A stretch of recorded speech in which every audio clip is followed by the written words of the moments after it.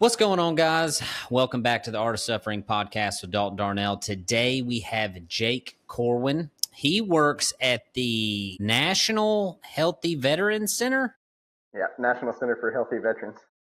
Man, I crossed it up. The National Center for Healthy Veterans. Jake has contacted me a couple of times about various ropings and ropes and cowboy stuff and what he does. I had a podcast episode last week with some friends of his. They were unfreaking believable people. If the episode is out, which it is, it will be when this one airs.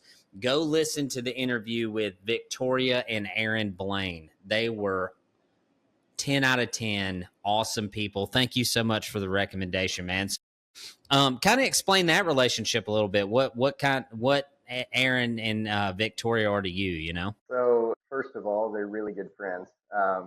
Aaron and Victoria came to work here probably about a year after I did. I'm going to pull one of these because I can't hear anything. So they came to work here, I don't know, maybe 2 years after I did. And we quickly became friends. It was one of those situations where, I don't know if you've ever been around somebody that like the minute you meet them, you know, like, okay, this is the guy that's going to have. And that was very much the way that it was with him. Mm-hmm. And it's been really interesting. He's been our program director for a long time, and now he's kind of leveled up to running all aspects of our Patriot Life program, like their whole holistic experience here. And so he's over everything that has to do with the veterans that come into our program. We call them Patriots. So he's over everything that has to do with them and what happens to them while they're here. Mm-hmm. And then that's a piece that's now, I recently stepped into the COO position here. And so that's a piece of what I manage as far as everything else. So for a long time, Aaron and I have been lateral counterparts, and now I have to be the one that takes the blame if anything goes wrong. Well, explain a little bit of what you guys do there. So essentially at its core, National Center for Healthy Veterans is a holistic recovery program that focuses on trauma, PTSD. Basically, we are a place where veterans who are struggling or stuck in their lives can come, they can stay.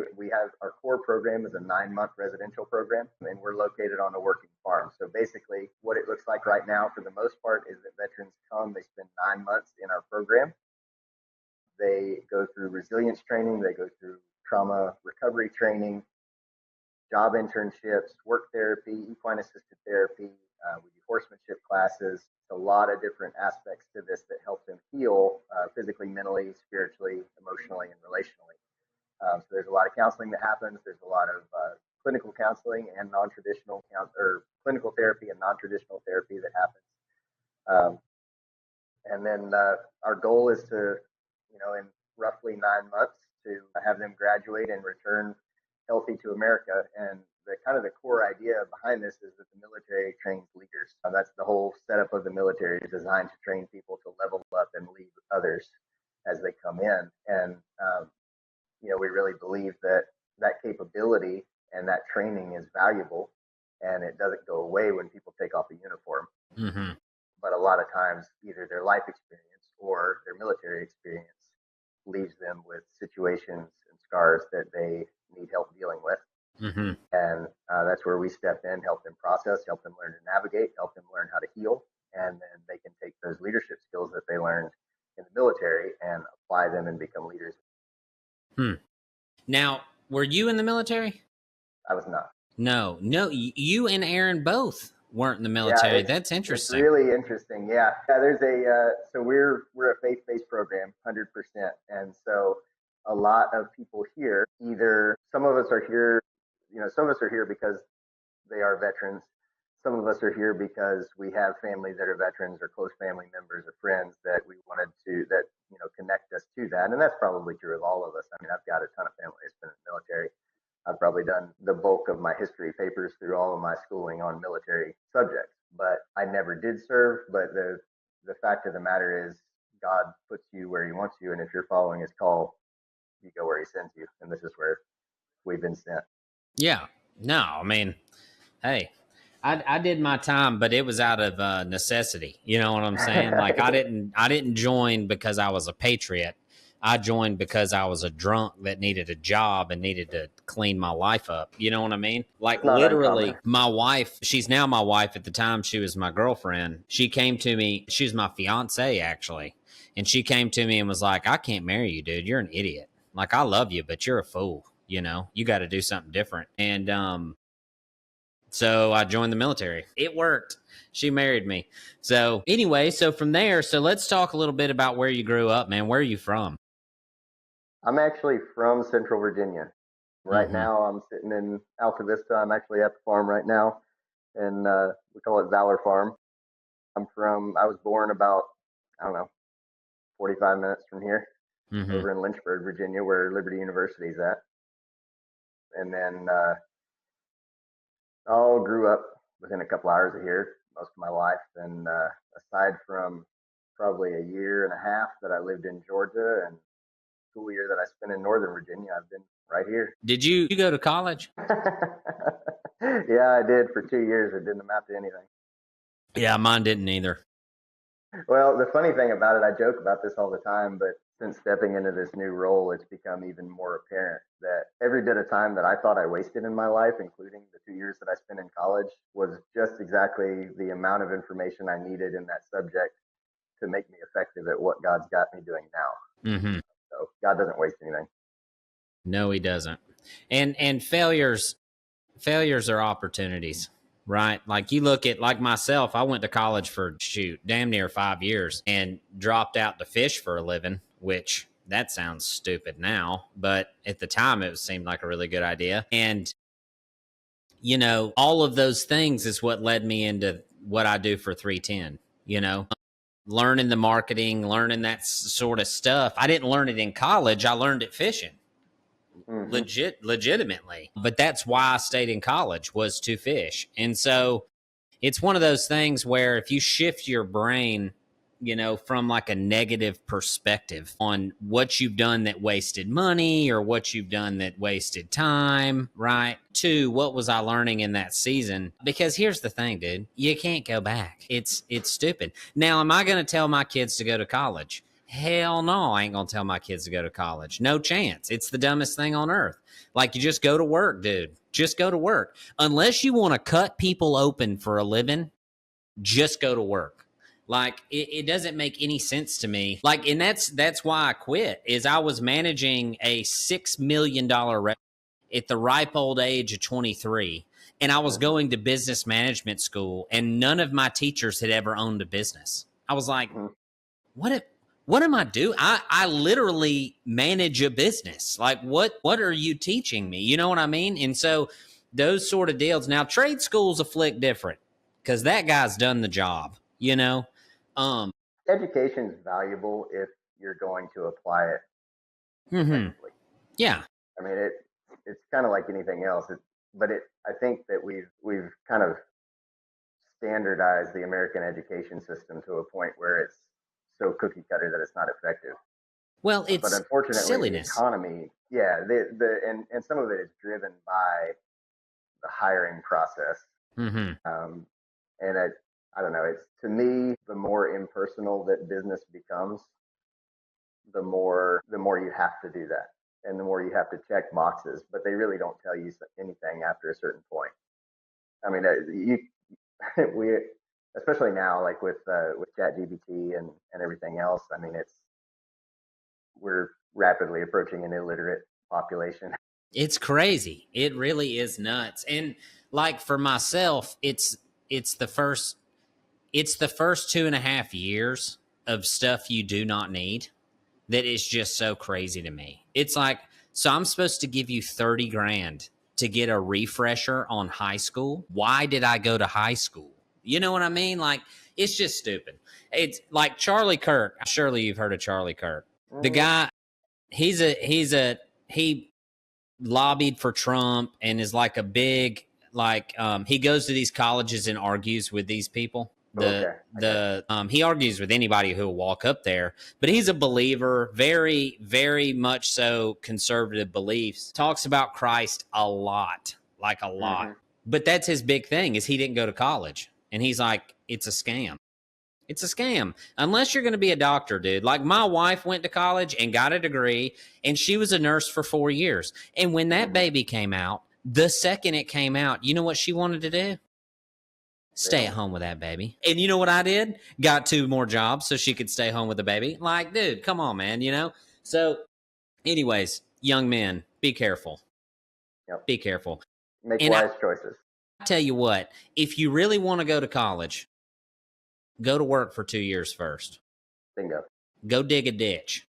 Like, find some motivation. And nothing quite like a set of post hole diggers will create a situation in your brain that says, I really think I can do something smarter than this. You know what I mean? I'm telling you, baby, them post hole diggers will change your life. And a good daddy will make you use them when you got an auger. You know what I mean? That's right. Solid. You ain't earned the auger yet, you know? Yeah. Oh, my goodness. The thing, and this is something I think about a lot because, you know, I've got an 8-year-old, and I think everybody always asks kids, like, what do you want to be when you grow up? Mm-hmm. Right? And I feel like that's such almost a disservice mm-hmm. to the kid, but it's so ingrained in our mentality, it's hard to get away from, but it's almost a disservice because, like, I thought I knew 3 different times what I wanted to be when I grew up. Mm-hmm.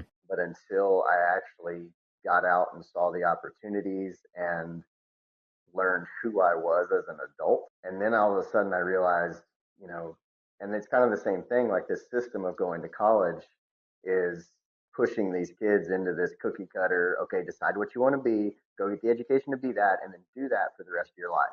Mm-hmm. And then you have people at like 40 who are coming unglued because they're bored to death and they've never pursued their dreams. They've never pursued their passions. They've never found their true purpose in what God intended them to do. So they're unsatisfied and they're looking for that in all the wrong places, and they're, you know, blaming their wives or whatever it is for how they feel when it's truly just that they are not fulfilled in what they do. Mm-hmm. And I think, like, we would be a lot better off if we told our kids, hey, you're getting ready to graduate high school. What do you want to try first? Yeah, that's an excellent question. What do you want to try next? Like, you've got a lifetime ahead of you to try things. And while you're young and you're not married and you don't have any kids, you better go try everything you can because it's a whole lot harder when those bills start stacking up. So, and that's kind of where I realize that now looking back. I'm so glad that I didn't follow the track that I had planned for myself multiple times, because I actually got an opportunity to go and do some things and figure out really where my purpose lay. Mm-hmm. And then later on in life, God worked on me and he changed my desires. He changed my heart, and I grew into a whole new purpose that my old purpose had prepared me for. So you got to be, and that's another thing too, like locking yourself into this is what I'm going to be when I grow up takes God's plan and God's will for your life totally out of the picture. And then you have to unlock that door in order to be able to follow where he's going to take you. Well, it's interesting. It's interesting we drifted into this topic because last night, so we have Sunday dinner every night. My sister was at the house. My sister is a high school varsity cheer coach. Mm-hmm. And she was talking about the kids coming up from the junior high. She was like, there's just not very much talent. You know what I mean? And there's no affecting that, okay? We're not college recruiters here. They're freaking high school kids. You know what I mean? We're talking about 14-year-olds here. And I told her, I said, talent should not matter to you. She was like, well, what do you mean? We got to have talent to compete in this, that, and the other. And I said, hard work and effort is what, you know, you're building young ladies. Like, you don't need to look at them leaving high school as a good cheerleader, because who cares about that, right? Nothing to do with high school sports. Have nothing to do with sports. Nothing. I mean, nothing. Even if they go to college, they're going to be done by 22, right? So your job as a coach is to instill a level of work ethic that is like I would tell them, like, if you make this cheer squad, there ain't a football player, there ain't a basketball player, there ain't a baseball player that's going to outwork you. Like, I'm gonna kill you off. And she was talking about, they just got back from cheer camp, and she was talking about how she was having some attitude problems. Mm-hmm. You know, they're supposed to be lively and cheerleader like or whatever. And she had a couple of girls that were just standing there during the deal and not doing what they were supposed to do. And I was like, I would come home from that with the goal to make half of the team quit. Mm-hmm. Like, if you want to freaking be here, dude, like, you're going to know how to work. And I coached 6-year-old baseball, dude. 6-year-olds, okay? In the first practice, the parents, my wife was sitting in the stands, like, because she was out there with the parents in the first practice. Like apologizing to all the moms. Oh, yeah, no doubt. We're out there on the field, and it wasn't because they missed the ball. Don't nobody, and I told them, I said, boys, you can miss the ball all you want. I don't care, but you're going to hustle to go get it. You're going to hustle. You're going to run as hard as you can run to go get the ball. Miss it all you want. I don't care. But we're going to hustle to the ball. And every time they didn't, we all did push-ups. Everybody on the team and me. I did every single push-up with them. And I told them every time they do it, I'd holler, we're either going to be good at push-ups or we're going to be good at baseball. Hit your face. Let's go. Mm-hmm. And we go to doing push-ups. And they thought it was hilarious because I did the push-ups too. And so I'd be like razzing them. I'd be like, God dang it, Johnny, why can't you hustle to the ball? Now I got to do push-ups. You know what I mean? Or we got to run foul poles or whatever. By the end of the season, the parents in the crowd at practice be like, put them on their face. Make them do push-ups. I'm like, yeah, dude. Like, we're going to be good at push-ups, you know? So that's the mentality. If you're a coach, if you're a leader, if you're training people, what you're actually training them to do does not matter. It doesn't matter. It's their ability to take that lesson into the freaking world, especially young people. And that's why, like, when I'm teaching people how to rope, everybody gets bent about missing. Who cares? Freaking rebuild faster. You don't take. I mean, rebuild faster. That's it. Like, I don't have any problem with a fella missing or a lady missing. No problem. But if you rebuild your loop like a freaking puke, dude, go sit in the stands over there. Like, you better be hustling to get a new loop built because you got to catch the thing, you know? And so that's why I say all the time, the best roper in the pen isn't the one that catches the most. It's the guy who can rebuild the fastest. And we used to race. Like me, Dad, and Abby, every day we would race. You throw your whole rope out, and you see who could freaking cool it up and rebuild the fastest and rope the dummy. And we would race and race and race and race because that's our mentality, dude. It's like whoever throws the most shots is going to have the highest catch percentage. You know what I mean? Like that's how it works. So speak to your purpose a little bit, dude. So where'd you start? Like, what'd you think you were going to do? And then now where are you? You know what I mean? Oh, man. Before we leave the baseball thing, I want to say one thing on that. Okay. Because I've coached my kids' teams for a long time. This is actually the first year in a while that I haven't coached. And this is the year that he really bumped up out of kind of our T-ball coach pitch league that's real nice and everybody gets the same opportunities. Mm-hmm. And now he's in the competitive league.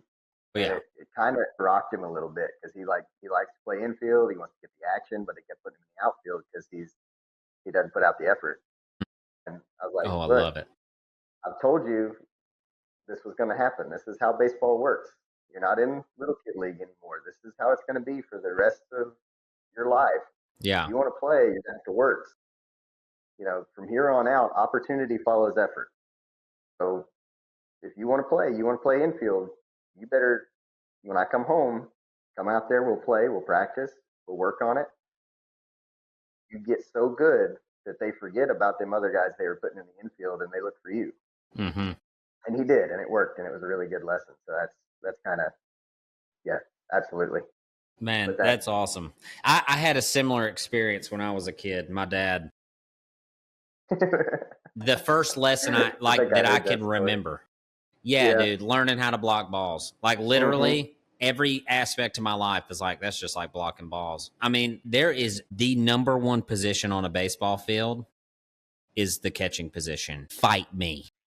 Mm-hmm. Fight me. Them pitchers are little girls comparatively to catchers. I don't even want to hear it, dude. And so I just, like, my kid same problem, doesn't want to put out a lot of effort. Very frustrating for me. And I have a funny little story because mine's 2 years behind yours. So we're still coach pitch and we're digging it, you know, but I'm pretty high on the effort thing. Like I have a hard time watching it. My wife is 1,000 times worse than me. Complete savage. like when it comes to not putting out effort. And a couple of weeks ago, I built this freaking obstacle course in the yard. Okay. So while he runs it, it takes him like a minute and a half to run it 58 seconds. First time, 58 seconds. That's his thing. We're getting timed for everything. And so he goes again, and it's all the way across the yard. I mean, it's like this big hill I had to clean up the next day. It was a mess. So he starts around the corner there, and his little brother comes out on the obstacle course. And I start rawhiding him a bit. I'm like, hey, your brother's beating you. Hustle up, hustle up, hustle up. So he gets halfway through, and instead of just running harder, he cut through the middle of it to get in front of his brother. And so I tell him, I'm like, no, dude, go back. Like, you got to go back to where you were and then run harder to beat him. He's 2. Like, surely you can just hustle up. So my main man here just starts crying and quits and walks off of that thing like he's going to go inside. So, of course, I cut him off at the pass and whipped his fanny. I'm talking about went to that kid and smoked his rear end and sent him back down there to start over. And he came around that corner, son, crying and running as hard as I've ever seen him run. And I felt terrible. Like, that's the thing that nobody tells you about spankings is like, it sucks. It's the worst. But dadgummit, there is no room in life for being a doggone quitter, dude. Like, the world will annihilate you. Puke, whatever, but don't quit. Gosh, dang it. So anyway, we're working through the same thing. We're big time criers over here, dude. We just go to crying, and it's tough. It's tough. Raising youngins is hard. Mine gets mad, and I tell him just take it out on the ball, and then he goes and hits a dinger. Yep. Hey, ain't nothing wrong with that. Yeah.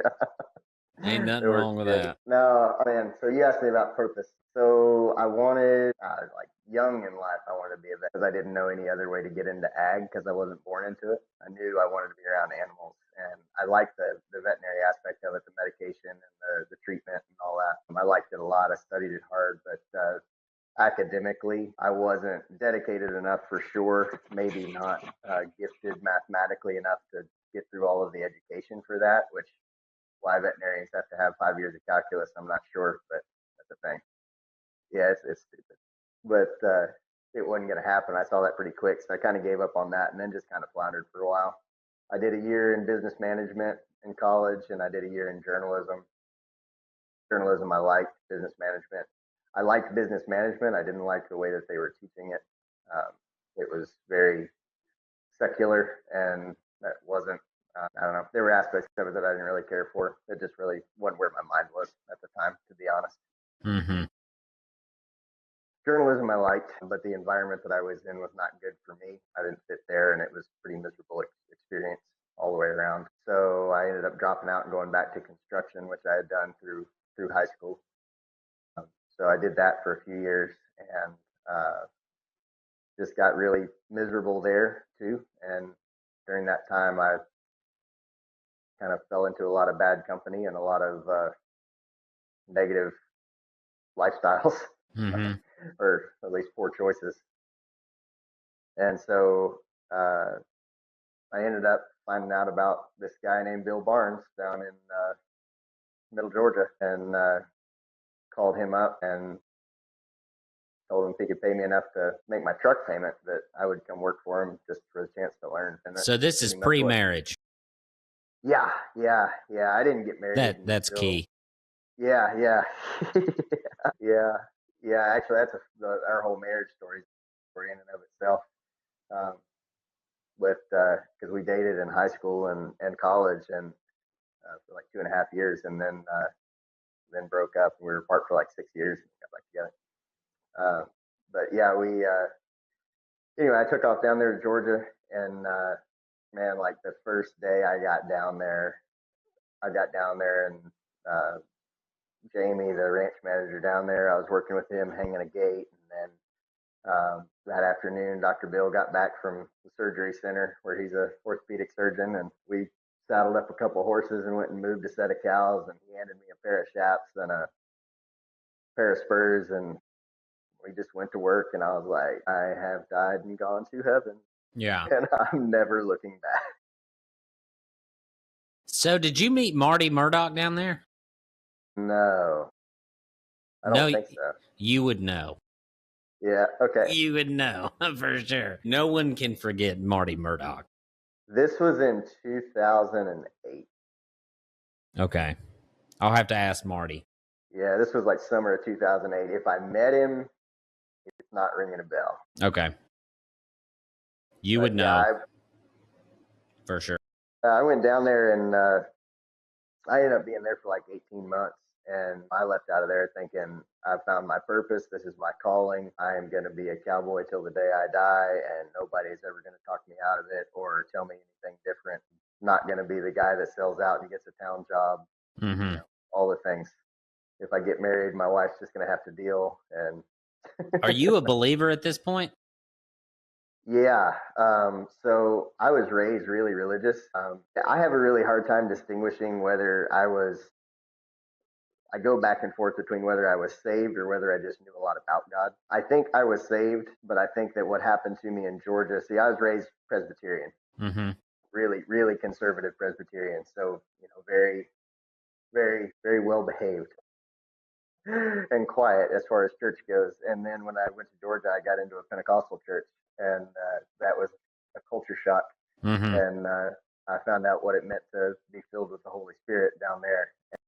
So maybe that's what that was just a baptism of the Spirit. For all intents and purposes, what I usually say is that God got a hold of me while I was in Georgia. Mm-hmm. And it really, going to Georgia was part of a recommitment to God. I had hit kind of a really low point in my life, being a friend of mine, and we both recommitted ourselves to the faith. I told God, if you open the doors, I'll walk through them. And he opened that door, and that's where I ended up. And that's kind of been the story of my journey all along, is walking through the doors that he opened, Mm-hmm. trying to pay attention to him. Do you feel like he gives you a lot of choices, or just like two? I think we give ourselves a lot of choices. I think if we listen, it's usually pretty clear. Mm-hmm. That makes complete sense. Sometimes if there's a lot of choices, you need to just wait Yeah. until one becomes clear. See, I feel like he always gives my wife two choices, and he always gives me like 40. And I'm like, okay. Like, I'm apt to walk down, I call them death roads. And I'm pretty quick to jump on the death road. And I have many times in my life. And it probably wasn't till about 4 years ago when I was like, okay, I am looking for life. Don't take a death road, no more. Now, not that Christ didn't walk down every damn one of them with me, because he sure did. And when we got to the end of it, it was like, okay, he's standing right there, It's like, all right, old son, let's go back this way. And but for my wife, it's like, choose me, misery. You know what I mean? Like, those are the only choices. Like, whereas mine's like, there's all these things that I could do that would be good. And that's kind of the story of really my ancestors' life, way on down the line, in a on both sides of the family, is like, from the outside looking in, what they were doing was good in the world's perspective, from the world's perspective. But the selfishness that they were showing in doing these good things was death. Was the death of their family. And not literally, but like the relationships. And so I'm very careful. Like, anytime I have the inclination to want to do something, I cut it off. I'm like, because if I want to do it, usually it is not God telling me to do it. You know what I'm saying? So that's interesting. And like, I don't know anything about Presbyterian or Pentecostal or any of that. I'm a straight rogue. Like, I was thinking the other day, like, I'm on the verge of starting to write a book about this, what I learned from this podcast and what I've learned in my own life as far as suffering's concerned, with my own marriage and all the things. It'd probably be more than one book. But I got to thinking about the word savage. Okay, let me read you the definition of savage. Because I looked it up while I was driving, because I'm a savage. Confession's good for the soul. Right. Okay. It's an adjective, right? Here's the breakdown of different meanings. Not domesticated or civilized, cruel, brutal, or ferocious. This sense emphasizes the violent or aggressive nature of something, right? Mm-hmm. So, and then not domesticated or civilized, this is the most common meaning describing something wild, untamed, or unrefined. So I got driving down the road and I was thinking about it, okay?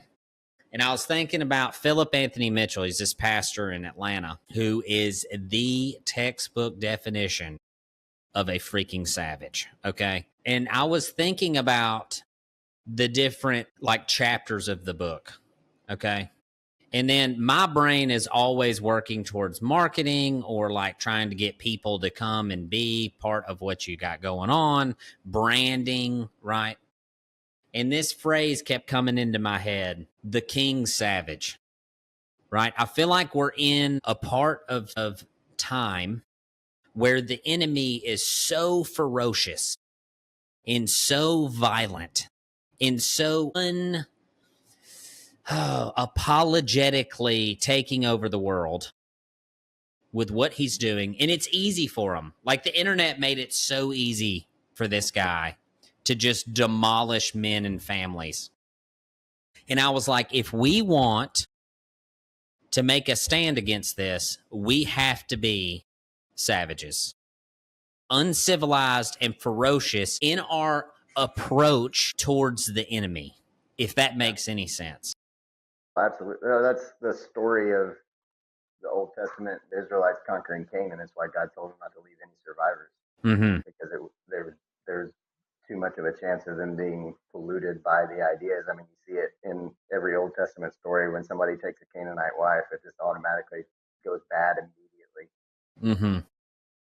But we've been studying David with me and a couple of guys studying David's life, and like we have this image of David in our heads of, you know, the shepherd boy, the peaceful king, or the king that screwed up and sinned with Bathsheba. But what we don't hear a lot about, you know, you got the guy that killed Goliath, yeah, with a sling, but we very rarely hear sermons about the David that was an absolute savage as far as a warrior, that he drew men to him who were absolutely unstoppable on a battlefield, who could sling, you know, the Benjamites who could sling slings and kill rabbits on the run with either hand.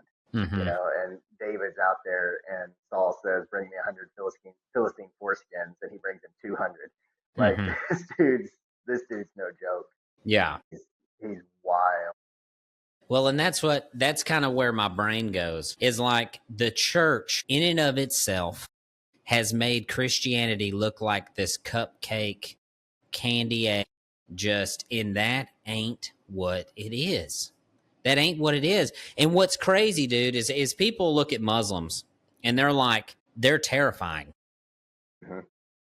And because they are, dude, they do what they're like. The parts of their book that talks about what David did to their enemies is what they freaking believe, son.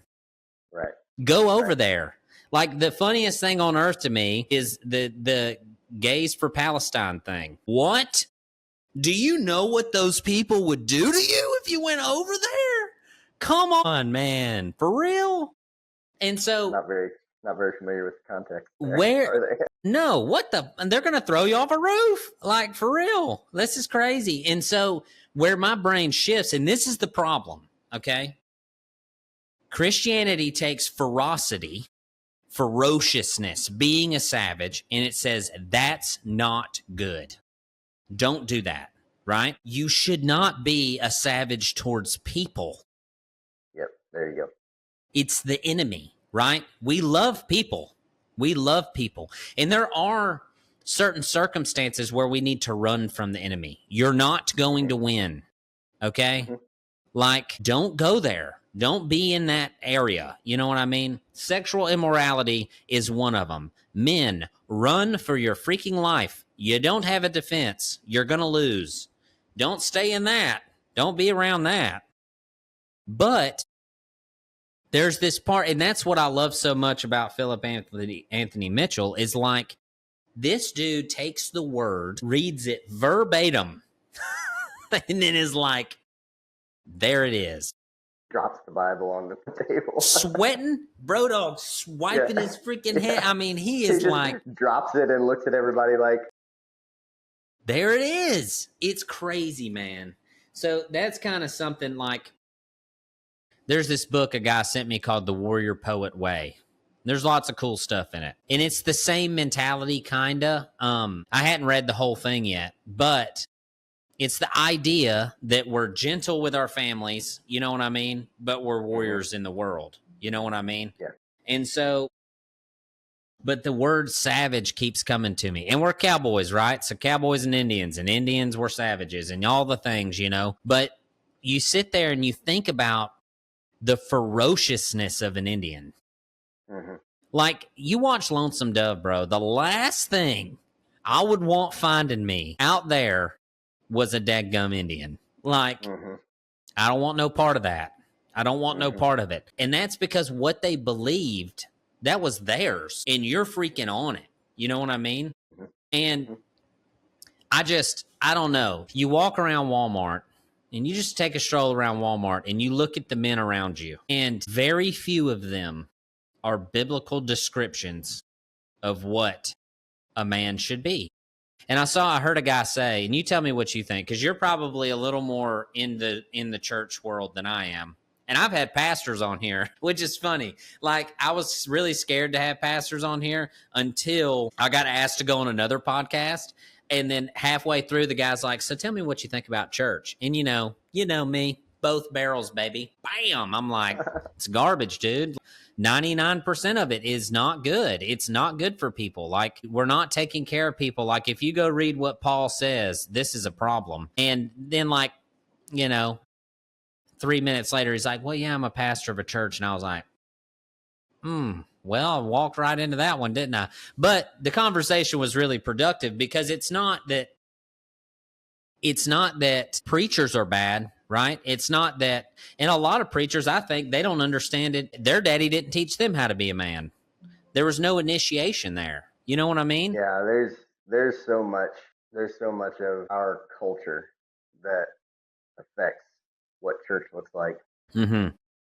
And I don't know that you're going to get away from that, but I've I've gone through this line of thought in my head a lot over the last 10 years, and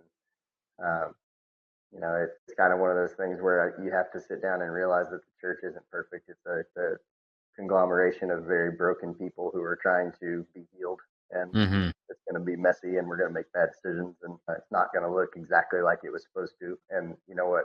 It's not okay, but it's okay. Like, it's just part of it.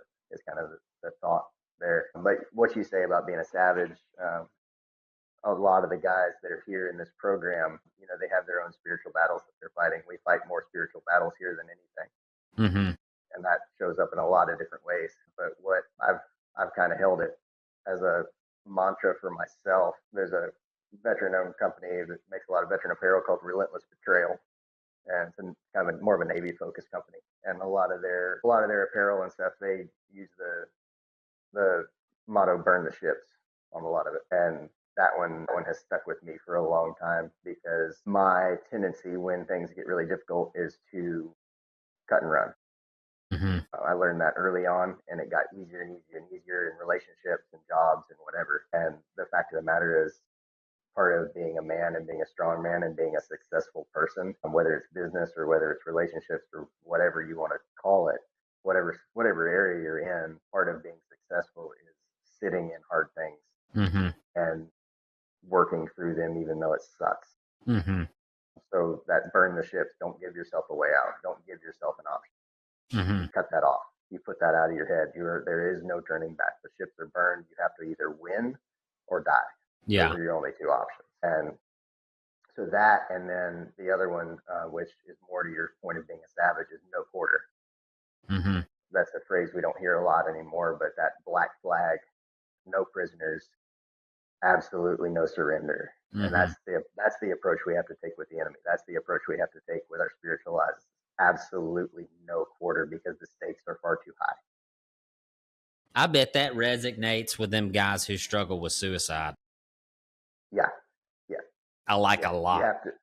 you have to just burn that ship, because it's, you know, the minute that you open your mind to that concept, and I, quite frankly, like I didn't even realize it until I got here, and really about 2 years into working here, probably I've been here a little over 4 years now, but 2 years into working here, I realized that um, I was really struggling Mm-hmm. with suicide, and like I have a great life, everything in my life is awesome, like I'm super blessed, but mentally I have some things that I struggle with, um, where if I feel trapped, I feel like I can't find a way out, and I feel like I can't please the people that I feel like I need to please, um, then that's where my mind goes.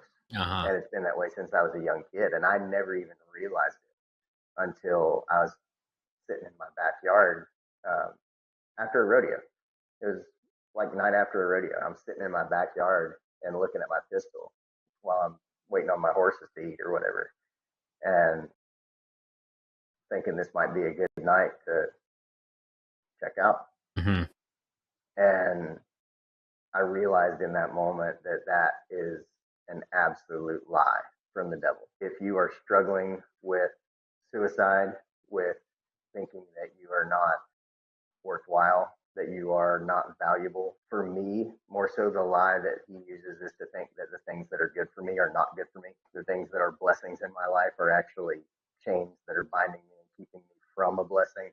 Mm-hmm. You know, and that can even go into like relationships. Like if my wife and I are not doing well, if we're fighting, or she's just frustrating me or something. If my spiritual life is not right, and I allow an ounce of room for that enemy to get into my head, he can take that and say, "Well, she's the problem. She's the reason you're not happy. She's what you know, she's the thing that's keeping you from reaching the potential you could be."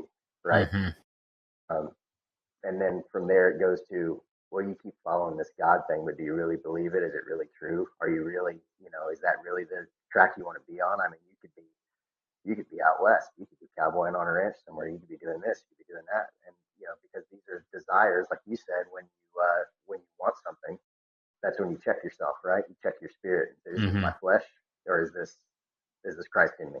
Yeah. And so for me, like I realized in that moment that all of those things, anytime that you start to view blessings in your life as chains or curses or problems, that's the enemy. Mm. That's a lie. That's a lie. Turn it off. You can't give those thoughts any kind of quarter in your head. So that's Man, kind of changed my ministry here quite a bit. ain't no doubt. God, dog. Well, and here's the thing, dude. Like this is the hard part for me. So the most fired up believer you're gonna find is the new one. And it's like and you're in the military world, okay? So Like a green recruit fresh out of boot camp. this is the reason why they don't send you to war day one, week one, okay? Because here's my promise to you guys. Once you give your life to the king, right? You are going to suffer immensely. Big old target on your back. But it's going to be worth it. Because now, while you were just suffering because to suffer, now you suffer for a reason. Okay. And so what you have is somebody's like, I got baptized. There's this guy that's been coming across my TikTok feed who lived as a woman for many years. And I thought about having him on the podcast. And he's become a believer. He's on all of his content is talking about what he's reading in the Bible. He's still got the earrings, real long hair, talks kind of like a girl, yada, yada, yada. What you got is a fired up believer. Okay. You got a fired up newbie. All right. And I've been to Bible studies and small groups and stuff where new believers are leading it, and they're just really like they haven't been through the fire, dude. Okay. And this is what's like a real young blue healer. 100% runs in and gets kicked right in the mouth. Okay. And there's this book I read. I think it's on Ephesians. But it's called Sit, Walk, Stand. Okay. And that's the premise of the book, right? When you first find the king, you need to sit down. Okay. Mm-hmm. You need to chill out. And then you need to learn to walk with him. through the fire, dude. Okay. And I'm not talking about at church on Sundays. That's not what we're talking about. That's easy. It's super easy to put a collared shirt on, go to church, and check the box, baby. I'm talking about walking in the world where sin exists. Okay. And then the final stage is standing firm in your belief. Okay. And this is when we start getting stuff done. Once you've experienced the fire, God has hardened you. And hey, guess what, team? We're going to fail. That's what learning is, okay? So you're going to have a porn addiction. You're going to meet Jesus.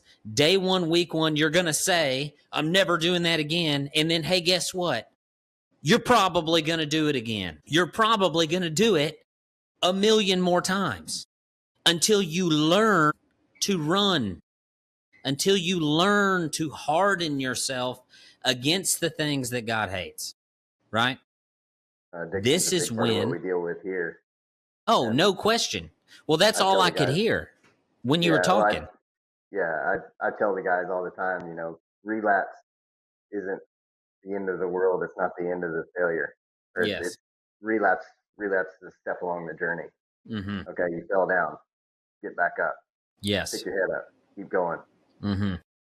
You know, everybody feels like if they've, especially guys that have been sober for a long time, when they fall off the wagon, they feel like they've just failed everybody. Their life's over, and they've got to. And that's when I actually have a big problem with AA on this. Mm-hmm. And AA is really helpful. I'm not going to knock AA at all, but the fact that when you relapse, you start back over at step one. Yeah. I feel like is like almost psychologically damaging to everybody because. Well, that's not the way Jesus thinks. That's not how Jesus works. No. He doesn't start you back at step one. No. He doesn't. So yeah. It's one of those things, man, where once you get hardened to the point of like the repentance, the turning away from sin is so fast. That's when you're ready.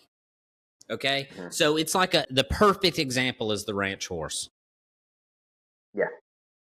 That is what you want to be. I don't give a shit if you know what that is or not. I explained it in one of the episodes. I think it was the second one. You want to be a ranch horse. This is a horse that I can walk in the pen and I can catch and I can take out into the world. Okay? Go to church. Get your sermon. Your purpose is in the world. Jake's purpose is with veterans who are suffering trauma. That is the world, okay? Well, the church is where you're filled back up. Yes. I mean, the church. That's what gets me a lot about.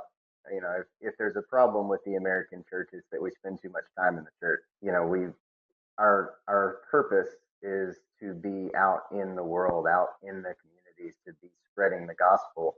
And it's kind of like Bill told me this story years ago, and it just occurred to me that it fits really well here. He was in New Mexico, and they were looking at the stars, and they were like, you know, it was way out on this ranch in New Mexico, and the stars were just amazing. And the rancher went out, and he said, hang on just a second, let me show you something. And he went and got a piece of electrical tape, and he had a doorknob on his door. He had a doorbell on his door, right, that had the little light in it. And they had all the other lights off there, way out away from the city. This was like, this little doorbell light was literally the only light on the ground. He put that electrical tape over the doorbell light, and Bill said the stars just went like way more than you could see before. And it's kind of that concept of like a light with a bunch of other light around doesn't look that bright. Mm-hmm. You know, if you turn your flashlight on in a bright room, you're not going to see it. But if the room is dark, that light shines. Yeah. And it makes a difference. So, you know, the church is where we are filled. It's where our wells are filled back up and pour out throughout the week. That's why we go back to church, is to go back to the well to get filled, to be refilled with the living water. Right. That whole concept is huge. It's tough, man. It's tough for me. And the problem is that I'm a pretty motivational guy. Like I like to fire a fella up. You know what I'm saying? Mm-hmm.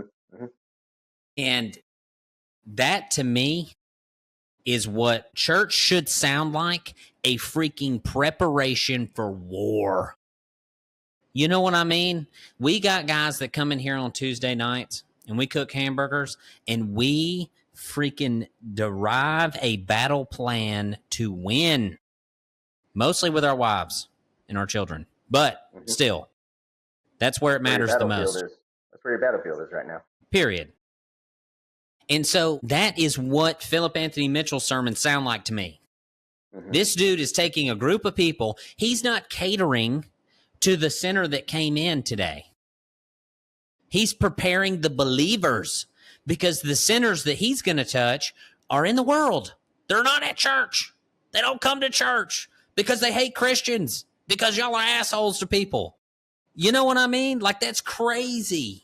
That's crazy to me. The biggest commandment is to love people and everybody's a freaking a-hole all the time. It's like, this doesn't even make sense. The one thing it says to do, we don't do. I'm meaner to Christians than I am sinners. They don't know. Go ask the waitresses on Sunday night. Oh, who were their best customers. Don't you get me started on that now. Look, hey, freaking, I was in the trench on that deal for a long time, dude. Freaking Sunday people. Freaking 1:30 on Sundays. Boom. Ugh. Gosh. Yeah. Did your wife wait tables or you or something? No, my mom was a restaurant manager for a while. Dude. Yeah. Freaking brutal. Yeah. No, I actually I saw that. I saw that growing up town. You know, this is a very church town, Lynchburg, where I grew up, and everybody goes out to eat on Sunday after church, and you just see it, and it's like, you know, servers can't stand Christians. They just came out of church. And they're going to treat the waitress like they're crap and leave a really small tip. It's crazy. But that's the little things that we don't think about. Like, we think about, as Christians, we don't think about what those little things, a lot of times we don't think about what those little things mean to people and how they affect, and how that, you know, it's in very small things that we have to be faithful in order. But you said something about that second episode where you talked about the ranch horse. Actually, Aaron and I were dealing with the veteran in crisis and taking him to one of the local VAs, and we listened to that episode on the way. You just released it, and so when I was telling Aaron, I was like, "Hey, I gave your name to this guy Dalton. He's probably going to call you about a podcast." He's like, "Do I know this guy?" I was like, "He's the guy that we listened to." He's like, "Yeah, that was good, because that ranch horse analogy stuck with him. He understood it." But you were talking about how when our instincts change, the faster our response is. That's when we know that we're getting there, to either the prompting of the Spirit or when we recognize sin and evil. How fast is our response time? And that's something that's really kind of hit with me lately, is like, God talks about giving us the mind of Christ, right? And so for me, I know that I'm in a bad spot when I have to take every thought captive. Yes. When I have to literally and intentionally say, no, I'm not thinking about that. No, I'm not going down that road.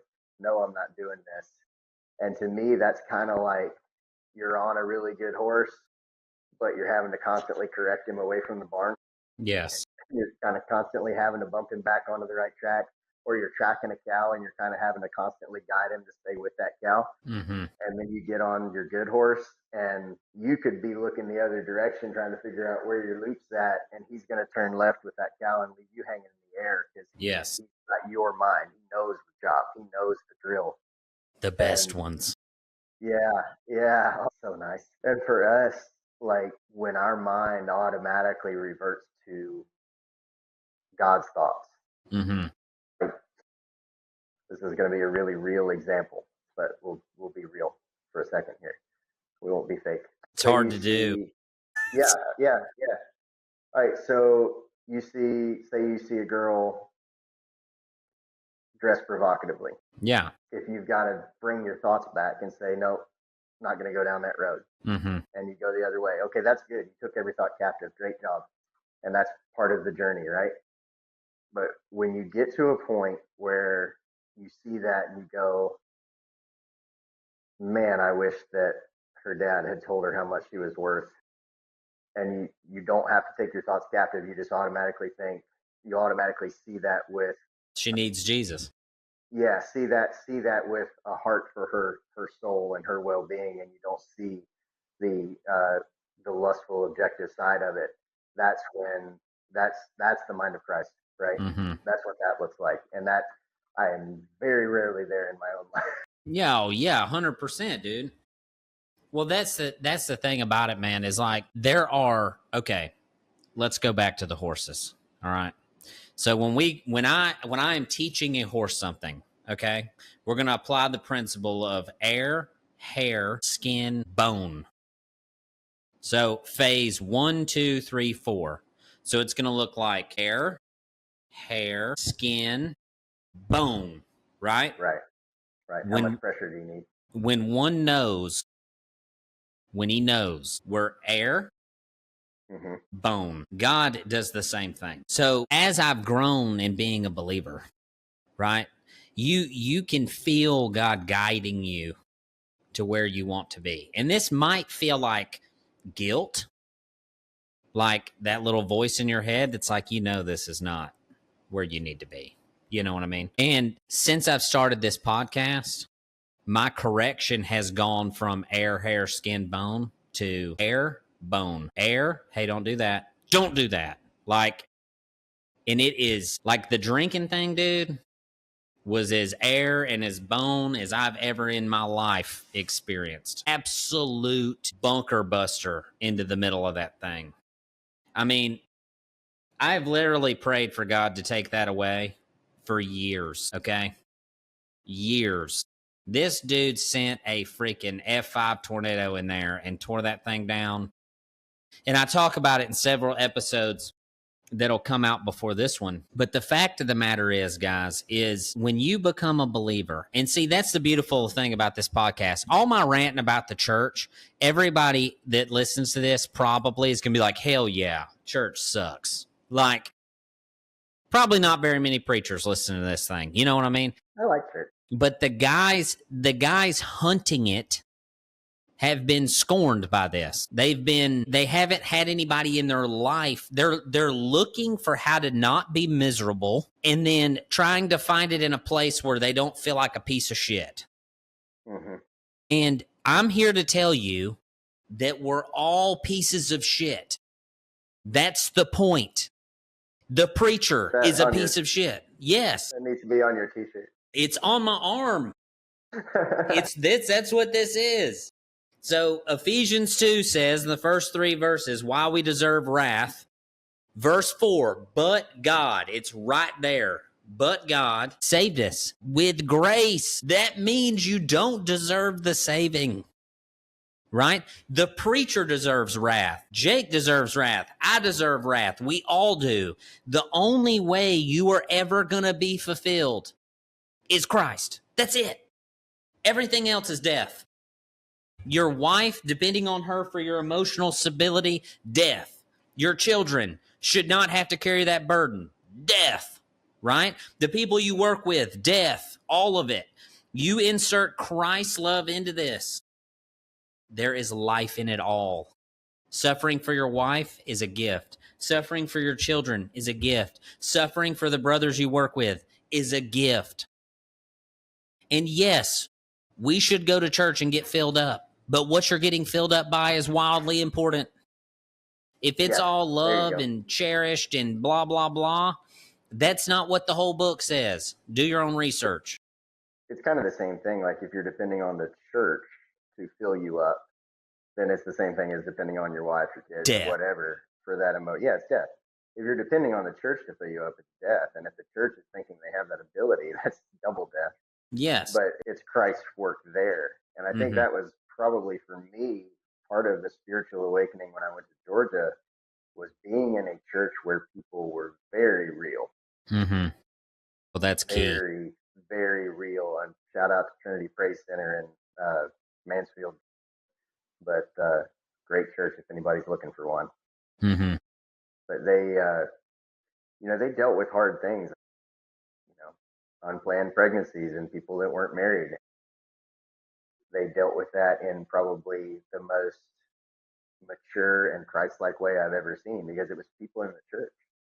And, they said, hey, this has happened. It's wrong.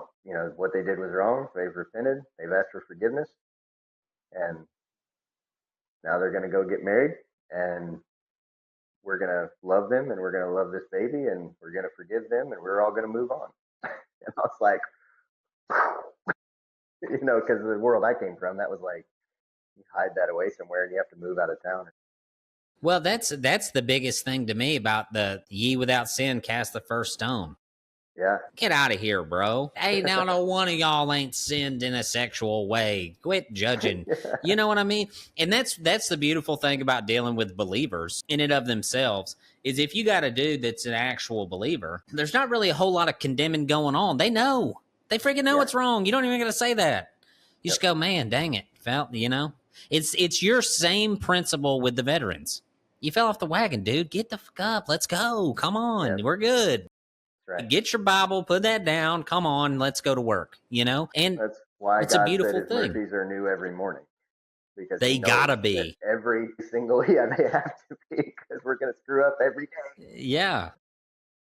Oh man, it's freaking brutal. I find it. I get super fired up about stuff like this because the men that I've chosen to walk with me in my life hold no punch, son, none. But it's White not lies and no form of mercy. it's not a condemning thing. Like Yeah. you No, know, it's when somebody looks at you and says, "Hey, you're about to wreck this," and it's like looking at somebody and saying, "Hey, man, your cinch is undone." yeah, Like that's really what it should be. Is like, "Hey, dude, your cinch is dragging on the ground. You better tighten that thing up, yeah. or you're going to get wrecked." And it's just that level of. I mean, you could ride by and say, you know, something nice and be like, "It's a really nice saddle. Where'd you get that cinch?" It might be There the he same goes. thing. Yeah. Might be the nice thing, but it's not necessarily quite so effective as saying, "Hey, dude, you're about to come undone there."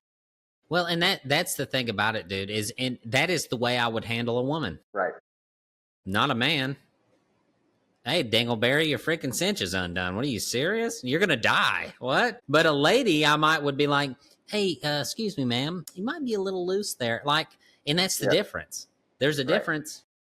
I got this friend of mine. I love this man dearly, dearly, and this is where I really learned what we're talking about. And these are conversations that are very difficult, that are out of love, and we're still friends to this day. And he came to work with us for a little bit, and his girlfriend left him with his daughter, and she moved several hours away, and he was working with us. And so I fired him. It's like, man, this job don't matter. Mm-hmm. What you do here don't matter. Pack your crap up and go find something to do down there. And when I tell you that, like, I went through all of my Air Force training with this guy. I mean, we have been friends for years. I love him like a brother. But he did not need to be with me, even though I was a safe place for him. But he had more important things to do. And I've had Safety's people do overrated. that to me in my life. Do what? Safety's overrated. Yeah, it's garbage. It's how you feel doesn't matter. Yeah. It But doesn't and matter. it's funny you say that, because like my kid's getting to the age where he hasn't really been into the cowboy thing, and when I started here, we moved to town. I left a ranch job to come here, and we moved to town, and it kind of he was pretty cowboy. He was pretty punchy at that age. That was Mm-hmm. 5, 4. He's 4, I guess, and it's kind of put a damper on that, which hurts me a little bit. But I never really planned to pressure him in any particular way, anyway. But we started for the first time. My wife had to go out of town for like a couple weeks ago, and so we started watching John Wayne movies. And I started introducing him to that, and he's freaking eating it up. And I mean, just into it. Now he's pulling out all my old cowboy gear from when I was a kid and playing with it. Pretty cool to watch. He got me to teach him how to rope. He'd come out to work with me a few days that week, and I was teaching him how to rope the dummy and stuff. And he come out with me the other day, and he's like, "Can I rope the dummy?" I was like, "Yeah, go for it, dude." But the thing that I was noticing when I was watching those movies, because it's been a long time since I watched them, it's just like John Wayne pulls no punches. He's not really rude, but he shoots everybody straight, and he doesn't apologize for telling them the truth. Yeah. And I was watching that and I was going like, I need to change my whole management style, my whole way that I operate with these guys that I'm mentoring with. Like, I've got to be way more direct because I am not doing these folks any favors by trying to be nice and care about their feelings as much as I do. And you Yeah. have to. You have to be a little circumspect and you have to be kind and gracious. But in the last couple of weeks, I've made it a point to be just a lot more bold, honestly, and the had a pretty profound effect. Yeah. Well, It's been interesting. I think we need to be a little more John Wayne in our discipleship. 100%, man. And that's why, like, I say the stuff on here, my wife laughs at me and the people that work here laugh at me when I say stuff like, if you're a fat, hairy, smelly sucker, change. Like, don't nobody want to be around that. And like, when I was fat and hairy and smelly, I wish somebody had said it to me, but ain't nobody said nothing. They're like, oh, it's okay. You got kids, life's hard, man. All that. It's excuses. You're not taking care of yourself, and your kids suffer. Your wife suffers because you're a lazy, fat piece of crap. Do your job. You know what I mean? And you ain't got to have a six pack. And here's the thing, dude. If you're weighing 350, okay, ain't shaved in a year, right? And halfway through the day, you got this reeking BO coming on, like, and your wife's got to come kiss you, but you have the best relationship with God ever, okay? These people exist. These people preach. These people get on stages and they preach, okay? And there is nothing wrong, in my opinion, of holding another man accountable. That's important. You got this guy. There's a part of his life that I can respect. And that's the part where that's his relationship with God. Okay. There's another part of his life that I can't respect. He's not healthy. He's not taking care of himself. He's half of a man. You're the deal. Okay. Like, if someone snatched your kid up in Walmart and you can't run them down and rip their freaking lips off, you're half of the man you're supposed to be. Half of it. Right? On the flip side, if you are freaking jacked, can run a mile in 6 minutes, and have no relationship with God, you are half of the man you are supposed to be. Period. You might be the guy snatching kids at Walmart because you don't know Jesus. You know what I'm saying? So, there's a full picture here, right? Like, working out, being in shape is part of suffering to be like Christ. You know what I mean? Like, that is a thing, dude. You need to be in shape. You need to take care of yourself. What the heck? And what's crazy? This is what's crazy to me, Jake. This is wild. You got a guy who's 60 years old who's never taken care of himself, okay? Ever in his whole life. Gets cancer. And then everybody around him starts praying for God to perform a miracle. How about maybe the miracle was eating some vegetables and walking 10,000 steps a day? Maybe God gave us the ability to do that, and we weren't thankful for it. You know what I mean? Like, my granddad was in pretty good shape. He was a tennis coach, all the things. He got cancer, lived for 10 more years. God gave him the miracle. He lived for 10 more years with stage 3 lymphoma. Like, he lived a lot. Like, when we were sitting by, we had our last little talk, everybody came and I sat down with him and he was like, yep, well, I was like, yeah, well, he's like, I got 10 more years. I was like, yeah, you ready to be done? He was like, I'm ready to be done. I was like, all right, man, I love you. It's like, I love you too. I'm proud of you. It's like, okay, here we go. Right? Those are things that no one says.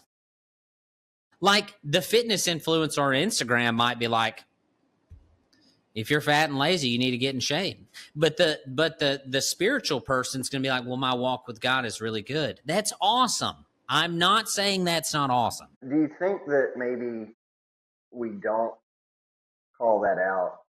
Like, I'm sitting here listening to you and I'm sitting here thinking, yeah, but like maybe that guy struggles with staying in shape, but maybe, my struggle is something that's not as obvious two people to see, right? 100%. But the flip side of that is that now, okay, well, I've got my problems too, so I can't call out his problem because we're not supposed to throw the first stone. Well, that's a misinterpretation of that verse. Agreed. Because that verse was, it was judgmental people who were wanting to cast stones and literally put a woman to death for a sin that was no worse than the sins that they had committed themselves. Yes. But we sit here and we say that he who is without sin cast the first stone. So, oh, I have sin in my life. I can't tell somebody else that they're in sin. No, that's another lie. That's another lie, because we're supposed to hold each other accountable. We're supposed to tell each other, we're supposed to tell each other our cinches undone. Yes. Like, seriously, don't. I have an answer to the conundrum. Yeah. The worst leaders lead from the back. Mm-hmm. So you walk up to that guy and you say, hey, you're a biggin. I want you to come work out with me. Yeah. That do the push-ups with me. One way, right? One way is condemning. You're fat and out of shape and you're no good, right? The other way is we're fat and out of shape and we're no good. Or I was fat and out of shape and I can help you not be that way. Come with me. Come. Let's go. But see, we don't mince words with men. We don't go, hey man, you want to come join my workouts on Thursday mornings? Maybe, right? We don't say that. We build a relationship with this guy and go, man, your freaking walk with God is rock solid. But if some dude tried to snatch your kid in Walmart, could you chase him down? And then that man has to answer that question, and that man has to look in the mirror, and that man has to go, no, I can't. And what we don't want to do, and this is the worst part, okay? We don't want to create an environment where a man has to ask for help. We freaking offer it. They're not going to ask you, dude. Most men are not going to come and say, I'm fat, please help me. Most men are going to... thing for you to say. It just is. So you go to him and you say, hey, man, I'm going to be at the gym every morning at 6:30. Let's freaking get after it, buddy. Let's go to it. And I told them guys when they come on Tuesday nights, I told them straight up. They sat down and I said, fellas, I am effed up to my core. And I said, every single one of you is too. Let's walk together. That's the point, dude. Is it condemning someone is like telling them all about themselves and then doing nothing. Who does that? What's wrong with you? Like, the point is to build a community of people that go, let's freaking get after it together. That's the goal. Because I suck and you suck. Let's suck together. That's what I like so much about Jeremy Morris's ministry and the Wild Courage podcast, and that whole concept is just giving permission and space for guys, especially cowboys, to acknowledge that we're not okay. Yeah. And we're all not okay in one way or another. That applies to every human. It says it. It says it in there. That's the only way I came to know him. Till I heard that, I was like, this ain't for me, dude. I can't be perfect. I mean, that was my mentality. Every believer in my life was perfect. No, they weren't. They hid it.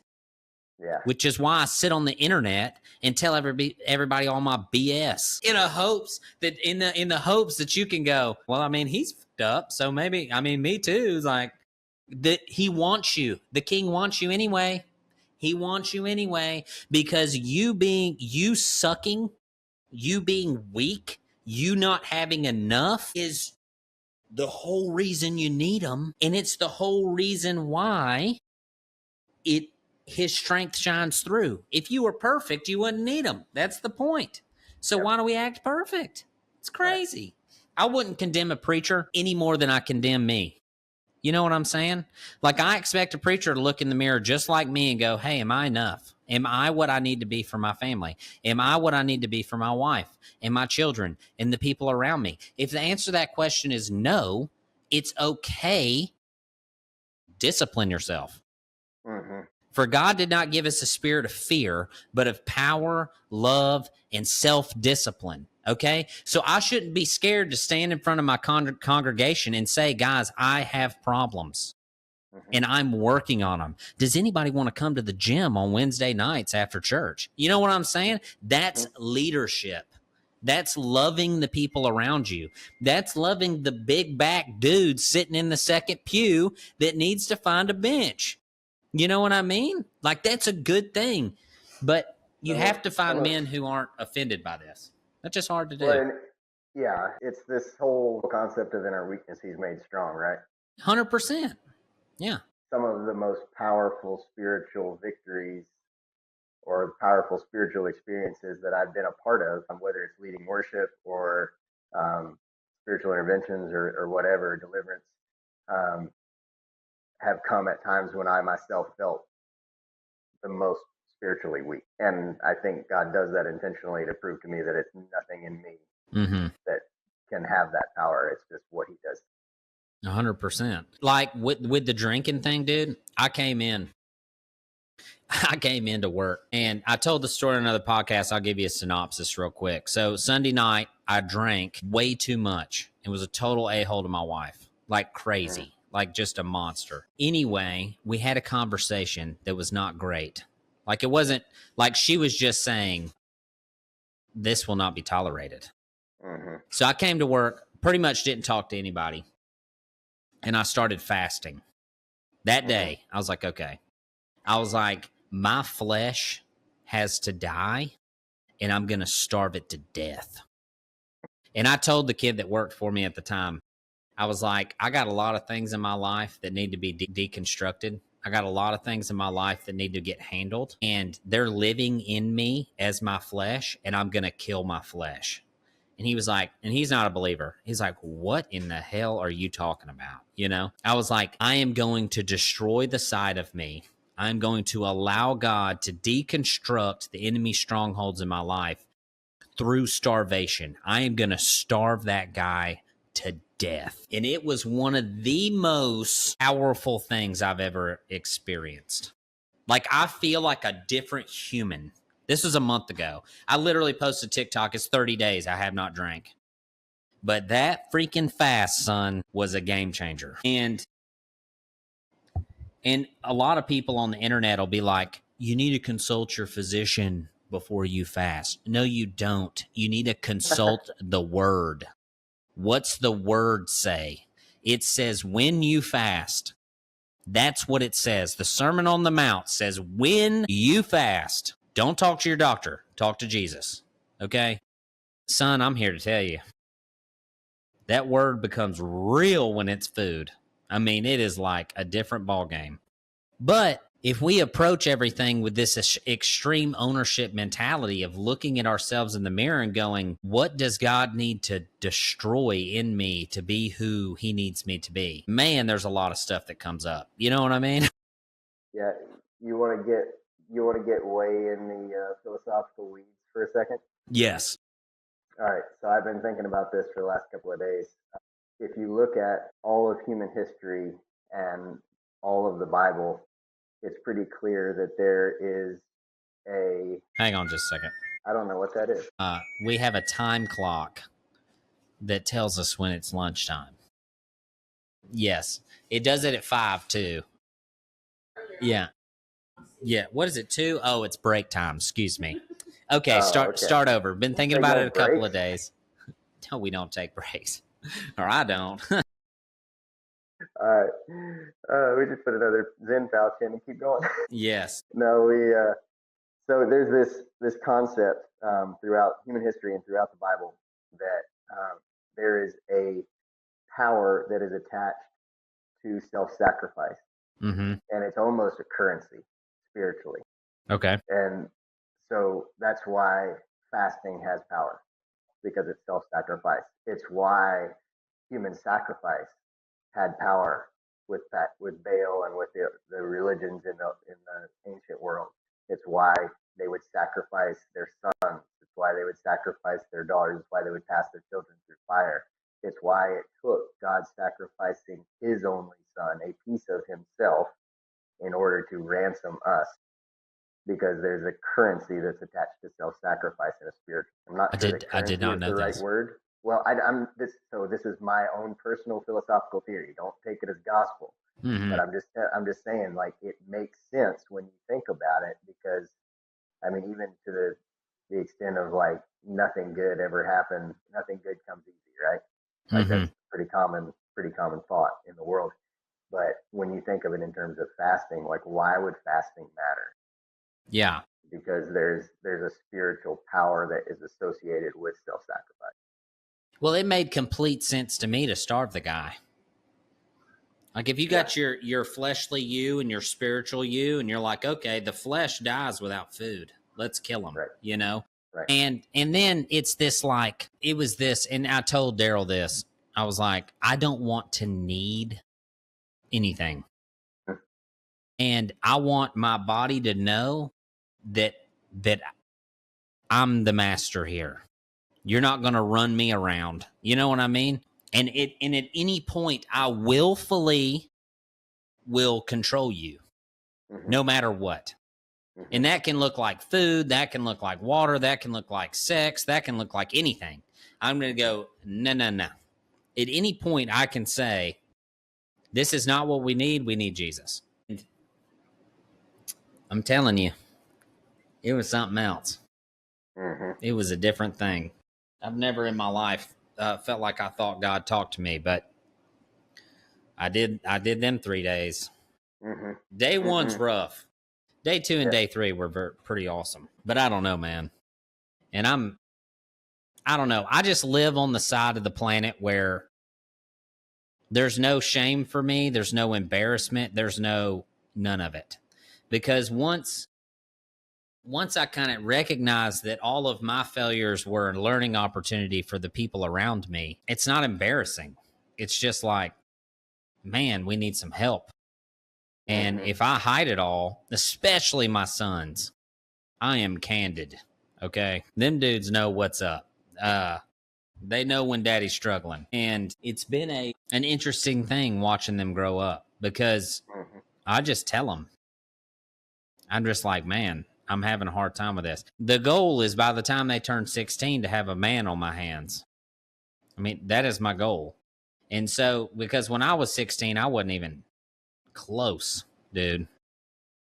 But nobody shared with me, you know? And that's the thing about it is, and I'm sure you have experienced this exponentially with what you do for a living, but the trauma in people's lives is what keeps them away from the truth, right? It's this blame game of like, because of what this guy did to me, I'm like this and yada, yada, yada. When it's really like I can look back through my life at all the mistakes my dad made. And I can say all these different things about the things he did wrong instead of forgiving him and learning from those opportunities. You know what I mean? That is not productive. And there's worse things than what has happened to me. There's no question. And there are terrible things that happen to people. With that being said, if I sit here at the age of 33 and use that as an excuse on to do what I want or to be selfish or not to treat my sons the way I do, the only person that suffers is them. Right. Well, it's like having let's see, what are we going to call it? Your car keeps breaking down because your fuel pump's bad. Okay, now you know that. Go fix the fuel pump. Yes. Don't just like break down every 2 or 3 days and say, "Oh, I got a bad fuel pump." Mm-hmm. Go fix the fuel pump, right? And it's easy for us to say that. I mean, there's a lot of trauma that's hard to deal with, but at the bottom line, one thing I've learned in working here is that it's not as much about trauma as it is about identity.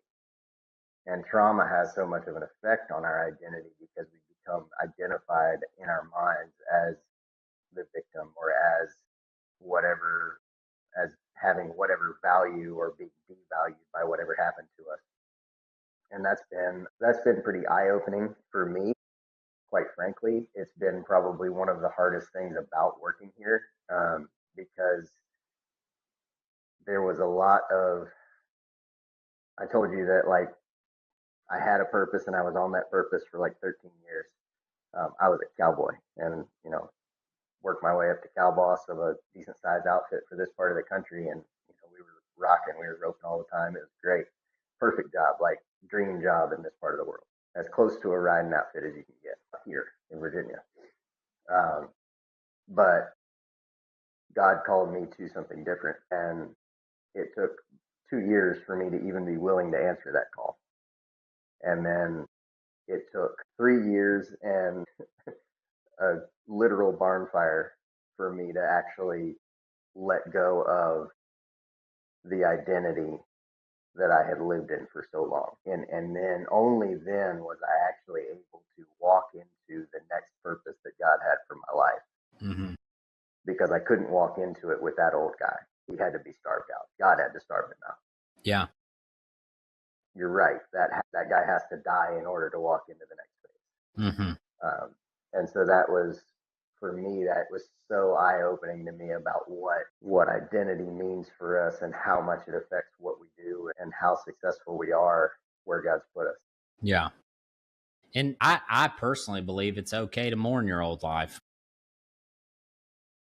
I think you There's have exceptions. to at some point. You have to at some point. You have to process. It's just like mourning. It's mourning a loss. I mean, you can mourn the relationship you didn't have with your parents.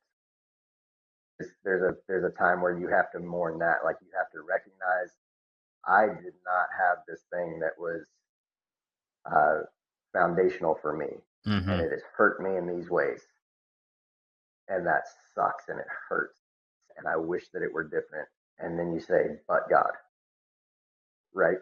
But God, and that's the answer to that. Mm-hmm. And it's the only answer to that. Like, I swear I don't know how in the world clinical therapy ever works. I'm glad that it does. I mean, for a lot of people, it's extremely important and it definitely helps them. But, for me, it's a freaking Band-Aid, dude. Call it what you see. Yeah, Call it like you see it, man. There's a hole in that heart, and them sharing it with somebody helps them.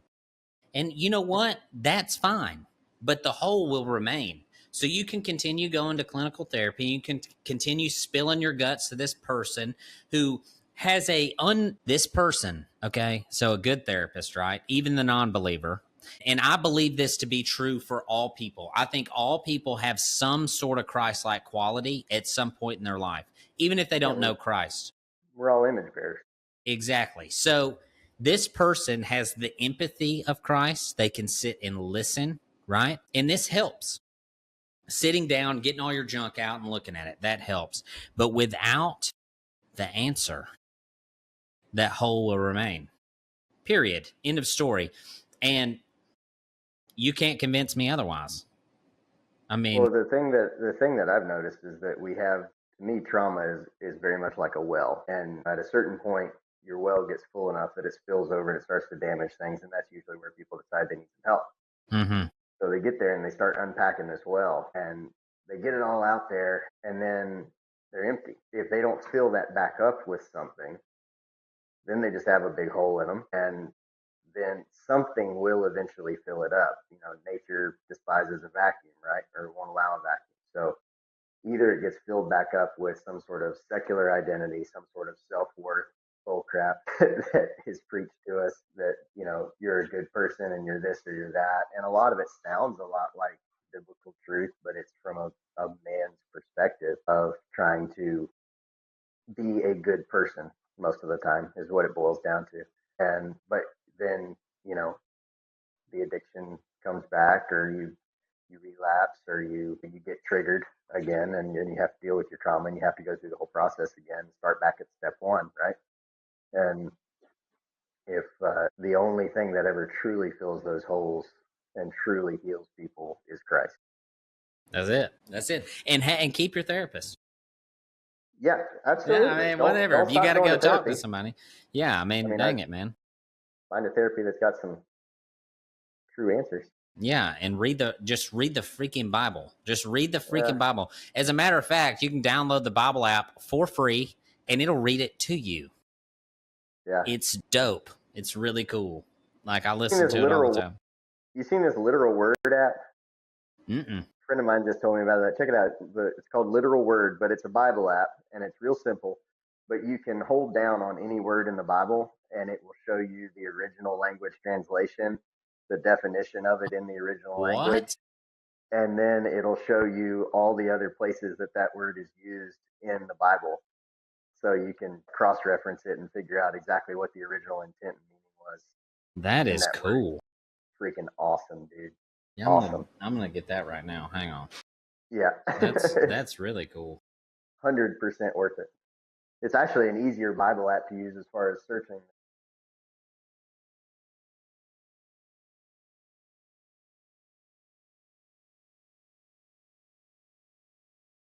Yeah, that's awesome. Well, Jake, tell the people what you got going on, man, with the new arena. Tell them what you got coming up. Yeah, so just a little backstory. This, like I said at the beginning, Valor Farm, where we have the National Center for Healthy Veterans, is about a 340-acre property, and we've got a working farm here, and a lot of our program is equestrian based. When I got here, I really wanted to make this a sort of a central hub or a hub in Central Virginia for quality horsemanship, particularly from a natural horsemanship ranch perspective, because that's kind of my background. And so we had a really nice indoor arena and a stall barn here, and then that also housed our admin offices and our maintenance shop.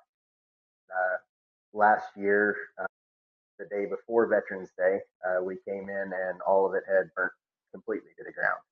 Wow. We lost 5 different functions at once. We lost a couple of really awesome therapy donkeys, and we lost all of our tools, our tack, saddles, bridles. And that was, I told you about the very last piece of my identity that God burnt out of me was all of my stuff.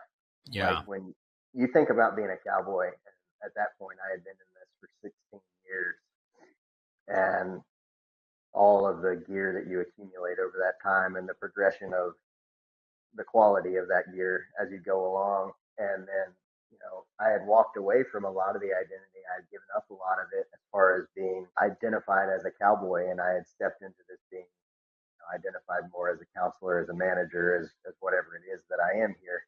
And then now, but then all of that was gone. Mm-hmm. All of that gear was gone. And I'm like, I don't even know if I can do everything that I feel like people value me for doing. And so it was a lesson in whether people like you for you or whether they like you for what you can do and the stuff that you have. Yeah. Good lesson for me. But anyway, all that to say, we are in the process of rebuilding that barn. We're also building our second tiny home village. It's almost complete now for the veterans to live in while they're here in the program. That'll increase our capacity from 16 veterans at a time to that'll give us another 10, so 20, 25, 26 veterans at a time. Uh, and they rotate in every 3 months. The cohort comes in and the cohort goes out. So in the course of a year's time, between those two villages, we'll be able to handle 50, give or take, Mm-hmm. veterans. So it's a constant process of building. We've got pads prepped for our second or our third village, which will have another 13 homes. And then there's another community center that services that complex where they do their meals, they do their laundry, they work out. So it's a whole process. But we've got multiple construction sites going on right now. But the fun one for me is the rebuild on the arena. And down the road, once the arena's done, that's our first project, and then the stall barn will be attached to it. And then we've got some remote stalls and things like that to build, because what we really want to do is be able to hold events here, be able to hold clinics, be able to have shows and rope-ins and everything like that here. Mm-hmm. So we do have some fundraising campaigns going for that. We've got a brick program where people can buy bricks and dedicate them to loved ones or veterans and their families or friend groups. You can go to our website, and you can also find us on Facebook and find the links to those brick campaigns, as well as sponsorships and different things like that. If you go to our website, you can donate to fire relief, which will go to that as well. Mm-hmm. So there's a lot of opportunities to help out with that. And the other one that I always try to mention on these, way more important, honestly, than the money, although it does take place. The biggest one for us is referrals. Mm-hmm. For us, because we deal with a population who, by definition, are isolated. veterans who are struggling with trauma typically aren't screaming that from the rooftops. Yeah. They're hiding themselves away. They're staying out of society. They're under the radar. A lot of times, even the VA doesn't have a very good touch on them. So, for anybody listening, if you guys are aware of a veteran in your life who is struggling, who's depressed, who is isolated, who may benefit from a reset, you can go to healthyveterans.org and refer a veteran, and we will reach out to them. There's a whole process to that we've honed down over the years. It's very discreet. It can be very confidential if you don't want them to know that you were the one that told us. Mm-hmm. But it's an opportunity for us to at least have some contact with them and give them the opportunity to get some help before it's too late. Yeah. Jake, that's awesome, man. We're thinking tentatively might have a clinic in October. Yep. So that's not rock solid yet, but if you're in the area, we might have, I might be coming up and we'll stretch a little twine. So yes. I did a break-in video this morning on the ropes I'm going to bring. So we got that going our way, guys. As always, if you need to get in touch with me, Dalton at 310edu.com. If you can't find all the stuff that Jake was talking about, you can email me and I can get you in touch. Super easy, man. That's awesome, dude. That's a really cool mission. It's a really cool purpose. It sucks about the fire, but God uses all things for the good. So there's a reason. There's a reason why it went down. I will say that both in my life and in the staff as a whole, the growth that I have seen through them or in them through this process of dealing with the fire and having to lean into God on the backside of it, you know, losing things is difficult, but I wouldn't change a thing about what I've seen in these folks because they are savages. Yeah, they are. They're infinitely stronger. They are savages because they are absolutely galvanized to be for God, regardless of whatever the enemy brings against them. Yeah, that's a savage. That's a savage. Undomesticated, baby. That's what we're going to be. Dog soldiers. That's right. Just animals. So that's perfect, Jake, man. Thank you so much for coming on. I sure do appreciate it. Yeah. And guys, as always, if you need me, you know where to find me, and we'll see you in the next video.